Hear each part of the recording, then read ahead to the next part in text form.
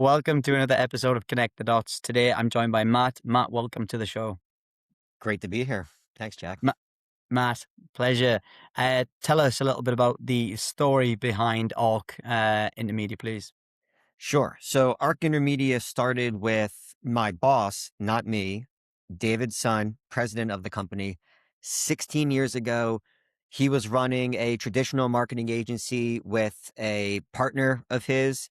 He saw the tides changing and he told his partner, I'm out. You take the traditional side, print, outdoor, you take all of that. I'm going all in on digital. And he created a digital only agency, remote workers, no office, no footprint. We could still go in once a week and hang out with each other and we still saw each other. But the idea was Yeah. no overhead. We are digital only in every regard, not just our marketing tactics, not just our services, but also how we operate. And 16 years later, we're still going strong. Nice. For those who don't know, what are the main challenges that you solve? Yeah. So digital only means our marketing efforts, our strategies, our consulting, because we also will do consulting, is entirely focused on reaching people online. So it's organic visibility. Used to mean Google search. Now it means AI chatbots, Yeah. Alexa, anywhere else that somebody might find you. Yeah. It's it's online ads, paid search, banner ads, connected TV. So if you're watching Netflix, it's those ads. It's social media. It's anything related to the web. Nice. That's a great insight. And how has things changed, I guess, since you started 16 years ago? How have things evolved, especially with AI, in the last couple of years? Well, yeah, AI is changing everything. Before I get to that, I'll say the the best change we've seen is people realizing how important digital is. That Dave, the president of Arc Intermedia, saw this 16 years ago. And in the beginning, it was still an uphill battle of people having more budget in traditional than digital, and then maybe 50-50. And now most companies realize throw it all into online and just do a bit of traditional here and there. It's just so much better at targeting. It's so much better at metrics. Like if you have a billboard, who knows how many people who drove past that billboard are in your target market. Yeah. But if we have a banner ad, we can tell you exactly types of Yeah. people who saw it. There's no analytics behind that. Yep. Yep. But AI is a whole other animal. I mean, AI is changing the world unlike anything in the history of the world. That certainly is the case in marketing of there's things like it's not just about Google search as one of your top drivers of visibility and awareness. It's AI chatbots. That's like a simplistic version of this. But then also people thinking they can do it themselves because they have AI. It's Yeah. not too far into the future where people say, do we really need a marketing agency or can we have one director of marketing who manages a bunch of AI tools? Yeah. Certainly not yet, as we've seen and have some clients have seen and news stories of people who laid off 10,000 employees for AI and then had to hire a bunch of them back. So it's not there yet, but definitely a shift is people going, can't we just do this on our own? Yeah, no, I completely agree. And I guess what separate you touched on earlier on digital marketing.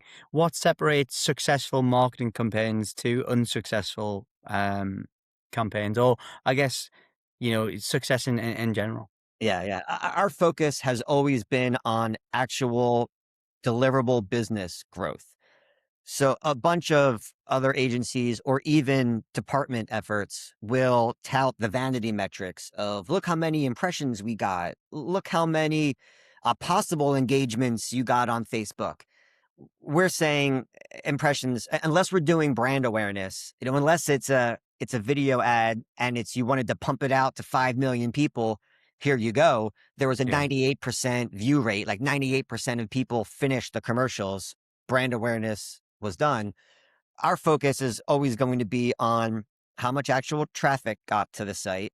Of that traffic, how many were actual interested buyers who made a purchase, if it was e-commerce, or completed a form to get contacted by a salesperson or made a call, how many became actual sales leads? And best of all, not every company is in a place to do it with the CRM or other tools that they have. Yeah. But the best thing is from, let's say we had that ad on Google paid search and somebody clicked it and came to the site and moved around and a week later returned to the site, completed the form, salesperson contact them. A month later, they've become a sale. How much was that sale traced back to that ad? That's really the key to all of this. We don't want to say we got you 5 million impressions. We want to say we got you $5 million in new sales. Yeah, definitely. No, that's a great insight. And Matt, for our audience, where can they find you and your business, your website, etc.? Yep. So the company is Arc Intermedia, ARCINTERMEDIA, Intermedia. So the URL is all one word, www.arcintermedia.com. You'll find bios of us. You'll find links to our LinkedIn. You'll find ways to contact us. If you fill out a form or call, you'll get one of our senior leadership to talk to you. We're not going to hand you off to somebody lower. You'll talk to the people you want to talk to. Thanks for that, Matt. And I'd love to get your opinion. What channels are producing the biggest return of investment right now? Whew, that is a great question. So a year ago, I would have said SEO. I would have said that if you can get to the top of Google, that is the best ROI because you're not paying per lead. It's going to continue to happen organically and continue to snowball. Right now, I'd probably say Google CPC, paid search. That's going to change soon because of AI, but right now, Google still owns 90% of the search market share. We can Yeah, talk about ChatGPT and Perplexity and Claude, but people still go to Google by default. And you have active searchers. So they're actively interested in the thing that you're selling. And if you have a compelling enough paid search ad, Google wants your prospect to see it and they want you to click it because they want to get paid. But then your prospect also wants to see it because if you're talking directly to them with messaging that matters, they're going to jump into that. So paid search is still incredibly powerful. All of the AIs are trying to figure out what ads look like in a AI chat world. They haven't quite gotten there yet. yeah. ChatGPT is trying their hand. Google is trying their hand. We'll see what happens with paid search. But I'd say right now, best bang for your buck. Yeah, no, I completely agree with that. And we touched on AI earlier. How is AI changing digital marketing? It's things like well, the targeting is a whole new atmosphere. The AI agents are a whole new atmosphere. So I keep talking about SEO of a person searching for something and then trying to find the best iteration of what they're searching for. It's happening now and it will happen much more in the next few months is an agent will be doing those searching. So the person isn't involved at all. The person says, find me the best pair of shoes that match this criteria. And an agent's going to go to a website built for agents to talk to, and it's going to find all of its data sources and it's going Yeah, to bring you back the answer. And you didn't have to yeah, be involved in any of that. yeah. But how does one balance efficiency with maintaining a human connection? How do you strike the right balance between, actual authenticity as well? Yeah. Another terrific question. It's almost like you do this for a living. Thanks, man. Right now, and the term is great, and it's AI slop, and it's fantastic, and we've all seen it. And my favorite thing about AI slop is that everybody hates it, but thinks no one hates their slop. So companies are having LLMs spit out mountains of blog posts, and they're just loading them on the site with AI generated images and they think it's not a problem at all. They hate when other companies do it, but they're like, Yeah, oh, but people won't realize that mine is AI.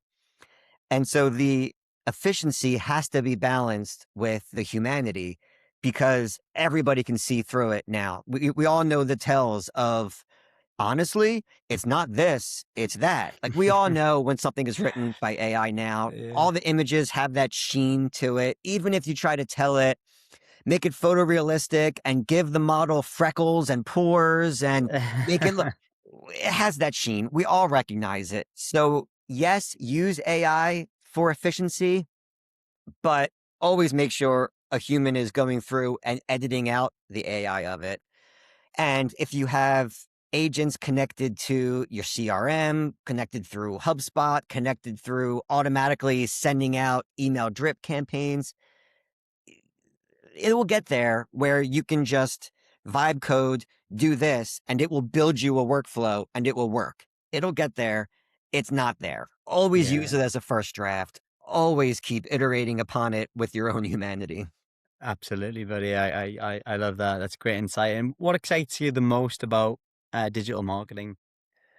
What I love about digital marketing is what I alluded to about the metrics and the tracking of it. That fortunately, all of these platforms like Meta or Google or whatever are being more private with your data in that Right. I can't now go and find exactly you, Jack, and market to you, but I can find lookalike audiences that are going to be pretty close to being you and others like you and directly target them with my exact offering and then exactly see how you responded and follow it all the way through to the sale. So instead of the shotgun approach of let me run a TV commercial during this TV show on this channel and hope that there's a bunch of jacks watching it who want to buy this thing. Now it's no, no, no.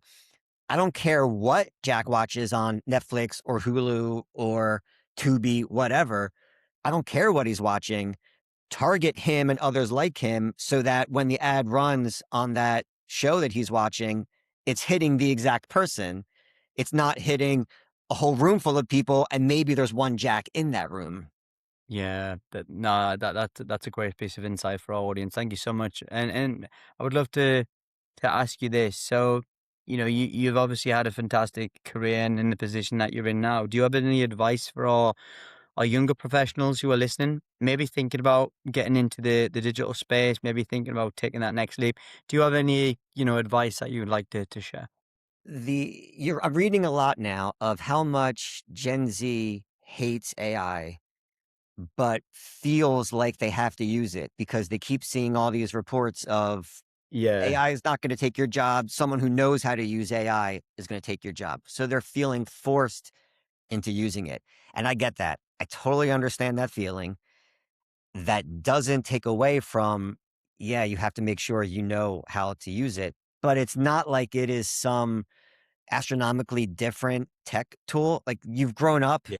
with technology, it's in your blood. So is AI. It's not gonna, you know how to use it properly. You know what comes off authentic and not. That's been occurring their entire lives. They've gone, oh, this social media influencer feels forced. This isn't Yeah. real. They know what's real or not.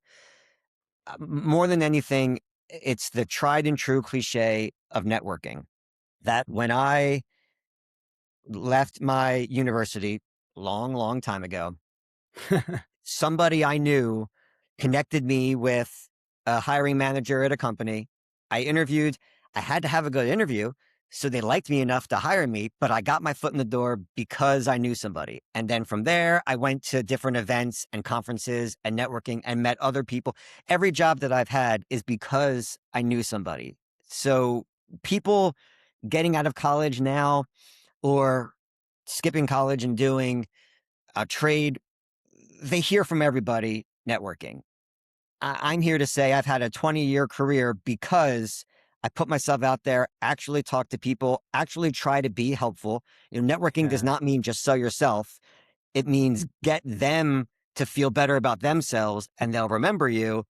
And that leads all the way through to a job. So get out there, talk to people. Don't just talk to AI. Don't use AI chatbots as your therapist and just think that you're good. Go out and meet real people. Yeah, love that, Matt. Matt, thank you so much there.